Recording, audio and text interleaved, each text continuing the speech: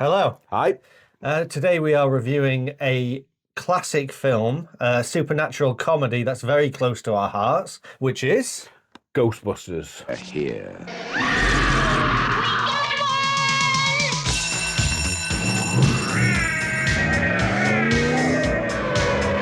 Hey, anybody see a ghost? They catch the ghost that won't stay dead.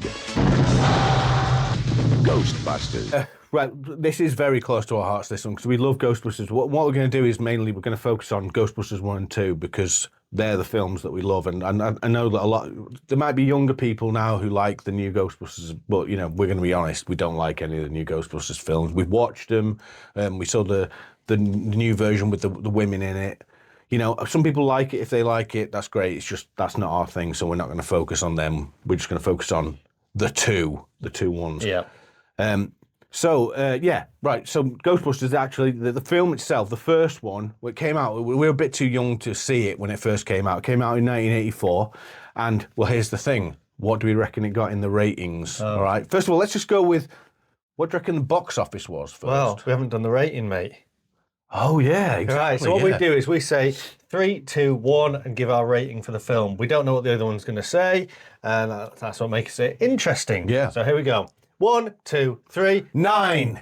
Yes. Yeah. Wait, let's do Ghostbusters 2 while we're here. Yeah. Oh, yeah. We'll do Ghostbusters 2 while we're Ready? here. Okay. 1, 2, 3, 7. 8. Well, that's a bit different, but Yeah. I think we'll get into Ghostbusters 2 in a while. But if we go from Ghostbusters 1, what do you reckon the box office was for Ghostbusters 1? First of all, 400 million. 295 million, but it was a massive hit. Obviously now it'll be more in today's market or whatever. Yeah. All right, let's get to the important things. What did other people think of it? What's the IMDb rating? Ghostbusters 1, do you reckon? This is a difficult one to guess, I reckon, because you just don't know these days, because a lot of people have forgotten about Ghostbusters. Okay, I'm going to say... remember. 8.5. No, 7.8. What? Wouldn't you think that's low for Ghostbusters? I would think What's the highest one? Shawshank Redemption, probably on like 9. Yeah, because that's on like 9.2 or 9, something like that. The first Ghostbusters, Yeah. 7.8. It's crazy, isn't it? That's I mad. think it's just because it's old now that maybe people don't see it anymore. No, but everyone knows about it. It's one of those. Well, we'll get into that later about is it as relevant as we think it is. Like, Well, here's the Jones. thing. Maybe it'll tell us on the Rotten Tomatoes because it has the audience kind of scores on it.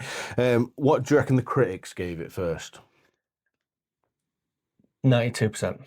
Close, 95% critics gave it. That's very good rating for it. What was the audience score, you reckon? 94%. 88.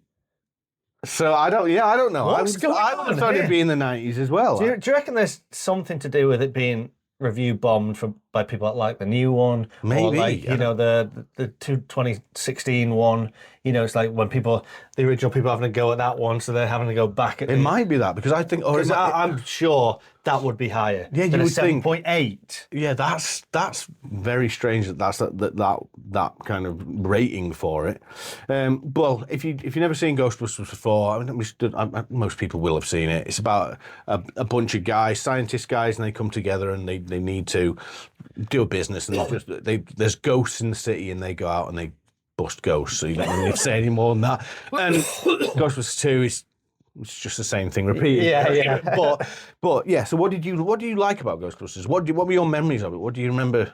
What I like about it is it's clearly not meant to be a kid's film or a family film. It's not, is it? Whereas the second one, which we'll get onto, was more of the influence of the cartoon in the second one. But for the first one, it was just like they're starting a business. They're a group of friends who are just starting a business, and I'm like, it's just played for laughs, but then obviously Dan Aykroyd has gone big on. He's big on the supernatural, isn't he? Yeah, he loves the supernatural. I think he has a program on TV about it, doesn't he? Yeah. Like, But you can tell the rest of them are kind of like, let's just make a good comedy here and cram in as many gags as possible. But it does hold up as a supernatural story at the same time. yeah, well, they actually said that when I was looking for the trivia for it, Dan Aykroyd's original idea was like going to have them basically go into hell And the studio were like, it's comedy, mate. We're not doing that, all right? We're not doing that. It's going to cost like $400 million or something. We're not going to do that. Why don't you just set it in New York City, which of course they did. And one thing that kind of ties into that is we both went to New York. It was quite a few years ago now. And I went down to see the firehouse, right? Of course, I've never been to New York before, so it's like you go there, and we were on 42nd Street, weren't we? Our hotel was. Oh, right. It was on 42nd Street. So that's like the middle of Manhattan. But when you see, obviously, the way New York's set up, it's just like a straight road, isn't it? So I'm like, I look on my map, and it's like the Ghostbusters firehouse is on like 3. You know, like it's like 3, 42 and 3. I'm like, it can't be that long. It was dark by the time I got there. Why don't you get the underground? I didn't. It's not important anyway. I thought it was close. That's why I literally thought, oh, it's not gonna be that long. But yeah, of course, it's like stop, walk, like sidewalk. Yeah, and then as I'm going down towards it, less and less people on the streets. Like it just goes into like it's just like in a normal neighborhood or whatever. You know, like not even part of like the city. And I got there and I was looking at my map and it was dark and I was like, where is it? It says it's there. And I looked ahead, just a big building with scaffolding all over it. And so I went over to it and it said, this is in redevelopment at the moment, but here's the Ghostbusters thing, and I'll put pictures on the screen because I took a picture of the ghost on the floor and stuff. But yeah, at that exact time it said, come back in 2 years and it'll be done. It's like, well, all right. And then I had to work out how to get back, and I did take the subway back, but I didn't really know how to do it. But I was just like, well, at least I still went there because I definitely wanted to go there, and I also went to the New York Public Library because I wanted to, the part with at the start with that ghost. Get her! Remember that when you first saw that, those effects look great today. Yeah. Because they look like they're from that time. A bit like because we were speaking recently about Hellraiser. Hellraiser's the same. The effects just look cool because they're from that time, whereas... And practical. Yeah, and you found in the new one, it was just so hyper-glow kind of CGI. It ruined it. And I know, I think Red Letter Media said it, but the first one, it's a genuine scare when the ghost just goes like that. Because you don't expect it. Whereas in the 2016 one, it's just played for laughs. The whole ghost bit at the start. Yeah, everyone is just cracking jokes all the time.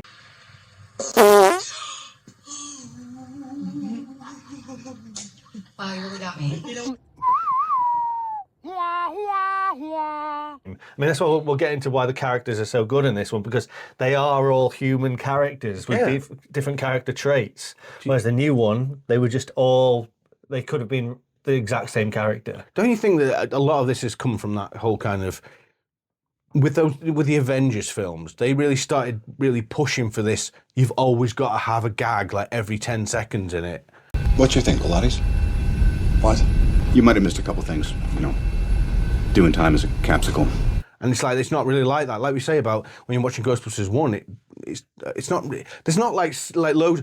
Again, we always say we find weird scenes funny, and there's a scene in it me and him always laugh about, and it's not even like meant to be a funny scene, but they need the money to set up the Ghostbusters thing, don't they? Oh, right, they had to remortgage the house. It was like, they had to remortgage the house, and then they don't really give you any backstory, but it's just Ray, and he's just like, that was my grandma's house. That's all she had. He's like, and then Venkman's just like, where are we going to get the money? I don't know. I don't know. You're never gonna regret this, Ray. My parents left me that house. I was born there. You're not gonna lose the house. Everybody has 3 mortgages nowadays. But at 19%, you didn't even bargain with the guy. It's just like, you didn't even bargain with him. On the rate. But it's just that's just a funny part, but it's just not intentionally funny. That part, and what's the other part we always remember? What? Which other part?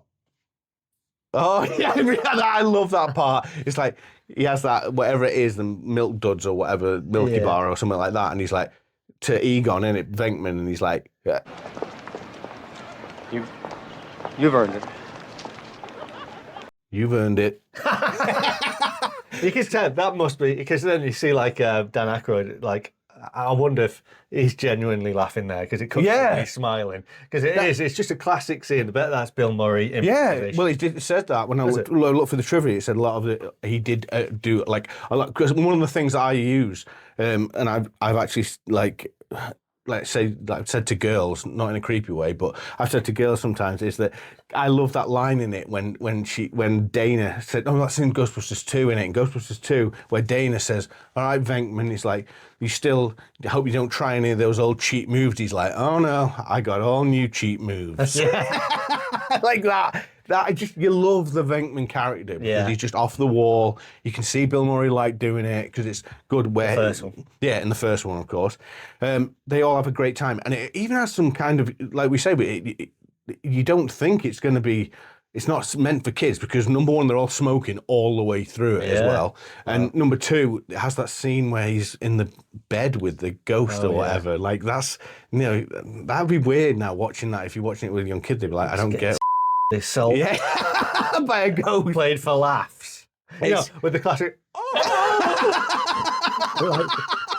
It's exactly true, and there's so, of course, it's one of those things that for the time it came out, it used to have like casual swearing in it, didn't they? Because it was just like when they let the ghosts out, or whatever. That Walter Peck's like, "These guys let the ghosts out of town." He's like, "It would have been fine if over here hadn't pressed the button or whatever." And then the judge guy's like, "Well, is this true?" And he's like, Yes, it's true.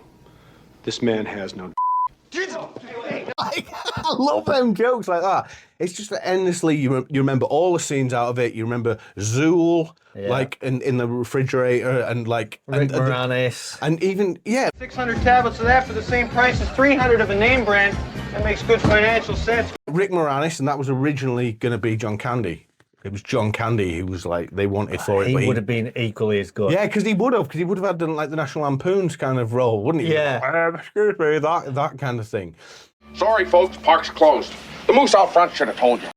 That's the thing. Like you say, everybody's great in it. Like all the characters are great in it. The Zool character, everybody loves Stay Puffed. Like, I always, I thought of something that would never hurt us, Mr. Stay Puffed.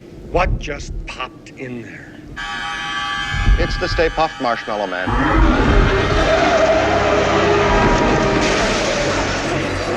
The great thing about Egon, he's got dry humour. Yeah, but he's mostly a serious man. Yeah, because he said about the slinky, didn't he? Yeah. I straightened it. You never even had a slinky? We had part of a slinky, but I straightened it.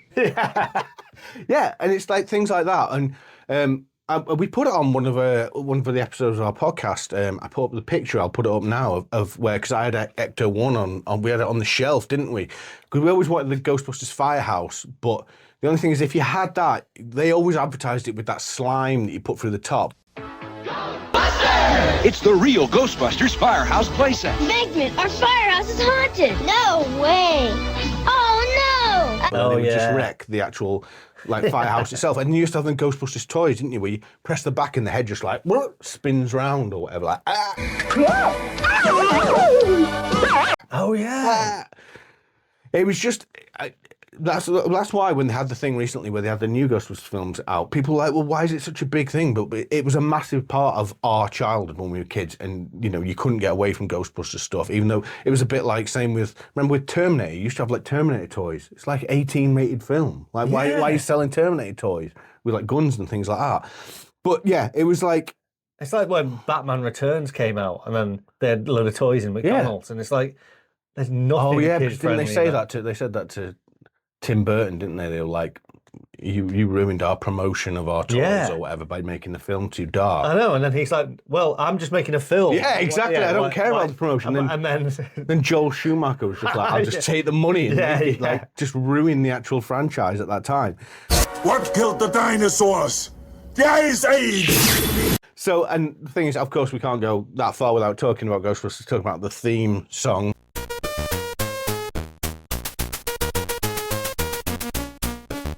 There was always that thing that because it is pretty much just ripped off that Huey Lewis and the News, I Need a New Drug or whatever, because it's that dun dun dun dun.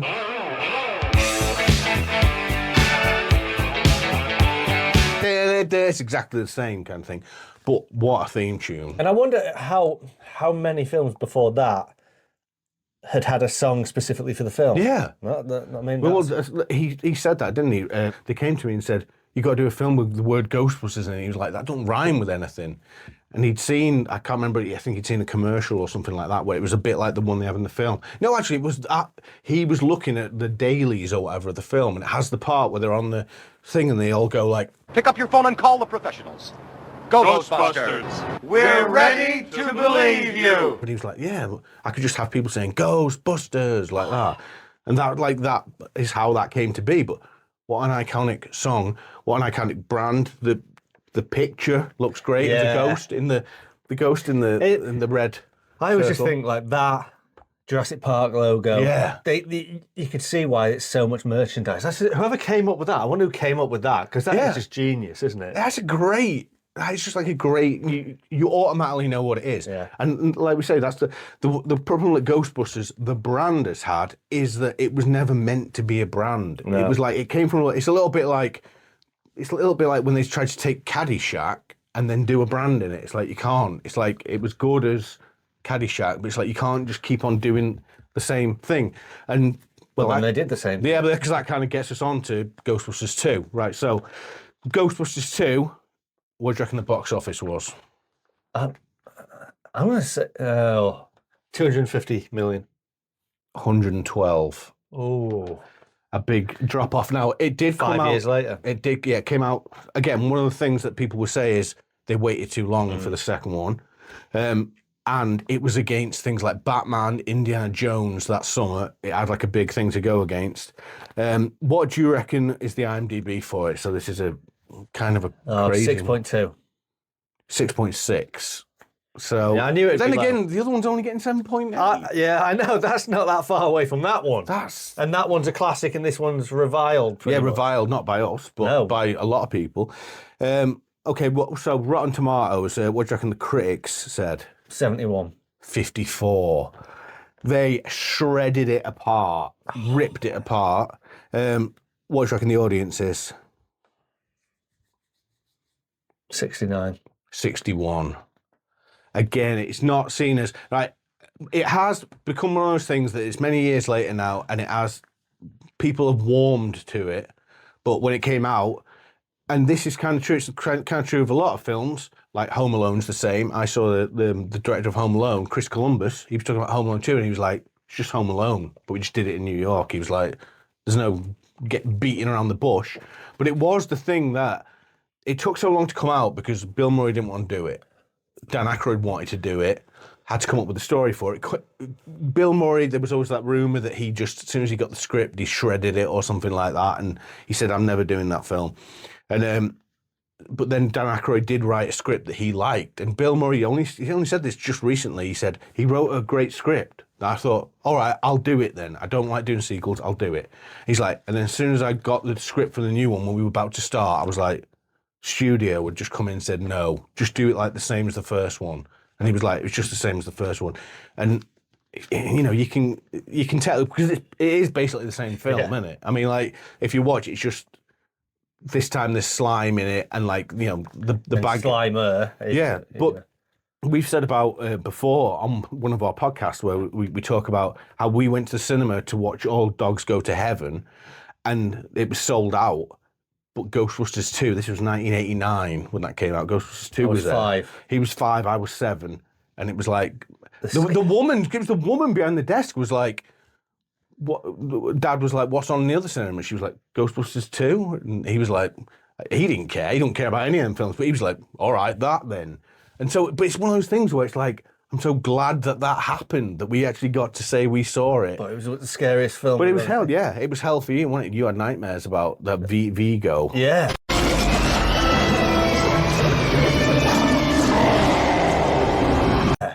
He's a scary. I mean, that guy. Yeah, that guy was scary in real life, wasn't he? The guy was like apparently like a jerk in real life. He used to be he was a wrestler originally, and he was mad when he found out that Max von Sydow or whatever had redubbed the voice. Scourge of Carpathia, the sorrow of Moldavia command you. Yeah.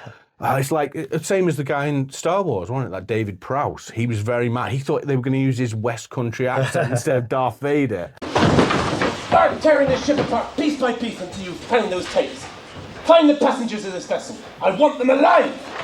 James Earl Jones. It's like, Commander, tear this ship apart until you found those plans and bring me the passengers. I want them alive. yeah. So when you saw that though, especially when that guy out of Ally McBeal was doing the eyes or whatever, and he's like, he was great. He was great in it. Oh, command me, Lord. I still, people like I say, it's looked down upon, but it's still a fun film. Well, then there's so many things in it where you're like, oh no, you could just see where they've taken influence from, like Janine dressing like the cartoon. Yeah, because that's a good way to bring that in. Actually, how they around that time they definitely wanted to do it with kids in mind. So you had the Ghostbusters. Now the cartoon was called The Real Ghostbusters. It was only called The Real Ghostbusters because there was actually a cartoon already called Ghostbusters, which had nothing to do with that. So they had to use The Real Ghostbusters. And if you look at Janine in the film, she's exactly the same colour hair and everything. Everything's toned down. They don't smoke anymore. There's no swearing. There's no. Her character was ruined. Yeah, for the second it was, one. wasn't it? In the first one, she's sassy. Yeah, she's kind of doesn't take any rubbish. We got one. Yeah, exactly. And then she's dismissive of Rick Moranis or whatever. In the second one, they're together as a couple because they both look like nerds now in it. Yeah, and they were. You know what they reminded me of? Remember in Moonraker, Jaws in James Bond when he got together with that girl and it had that weird scene where they're just becoming lovers or something. It's like, what's this junk?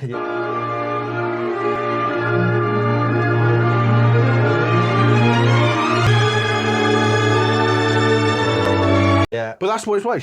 Her character was totally demoted in it. And they had Rick Moranis, and he was kind of trying to become a Ghostbuster in it. They did have all the scenes that got cut out, like him chasing after Slimer. It was a big scene with him and Slimer. Slimer, of course, there you go, with cartoons. The first one, it wasn't even called Slimer. It was just called Bog Ghosts or something like that. And then, of course, they did the cartoon, called him Slimer. And now he's having a good time, eating hot dogs and stuff. It's that wouldn't have happened in the first one. The first one was supposed to be a serious kind of film. And it's but in the second one, it was still a lot of fun. I like the rivers of slime thing when they go down and it deals with emotions and things like that. It's like people say, we are looking through the tinted glasses of I saw it for the first time. It was our Ghostbusters film. Yeah, it was our Ghostbusters film. It literally was, and it was I remember when we saw it, although it was kind of scary in the Vigo parts, it was still whoa, what a great film. And when you watch it now, it's still the same. I'd say that Vigo part is still scary now if you watch it now. If a young kid was watching it, it's crazy weird. And bringing back all the characters from the first one, it was exactly the same script and it didn't do as well and things like that. But I always thought the thing is, the nostalgia for Ghostbusters is still here for the old Ghostbusters. Obviously, there was always that thing of Ghostbusters 3 might be them passing the torch, but I wouldn't have wanted that. I think I only ever really wanted just the main gang back. They tried to do a thing in the new one, didn't they, where they had Egon back as a ghost.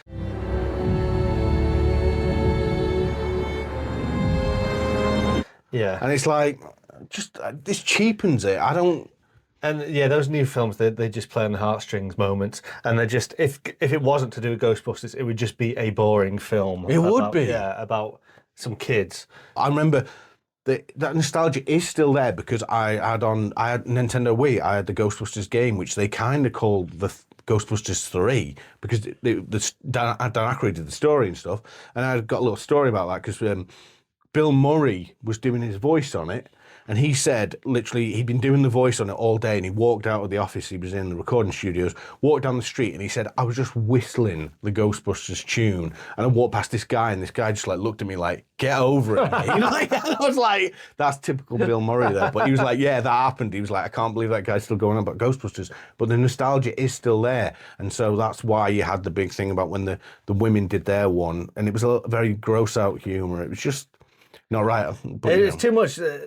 Too much improv, not enough script. Yeah, there was no script in that, really, was there? I don't even remember what it was about. And like you say, the new ones, they're not that great. But I mean, like we say, we love it. We love both of them. What do you think of them? If you've got any comments about them, if you've seen them recently, or if you've seen the new ones, if you like them more, why do you like them? Just drop it in the comments. And please like and subscribe. And let us know what other films you want us to Yeah, just let us know what other films you want to do, because we have some great suggestions and things like that. Suggestions. You know, people say some weird suggestions.